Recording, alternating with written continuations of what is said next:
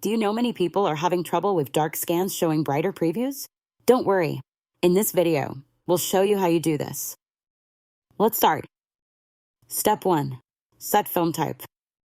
Ensure the film type and size are properly set on your scanner. Step 2. Adjust in preview. Use preview mode to adjust brightness and color before scanning. Step 3. Check brightness. Check and fine-tune the brightness level to ensure accurate scanning. Step 4. Adjust colors.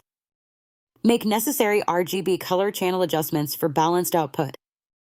Step 5. Clean thoroughly.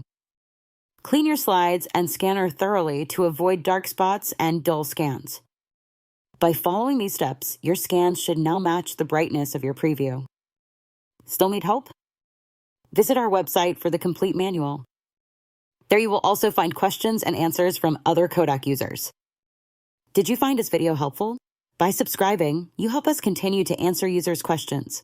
So, subscribe to our channel. Thanks for watching and see you in the next video.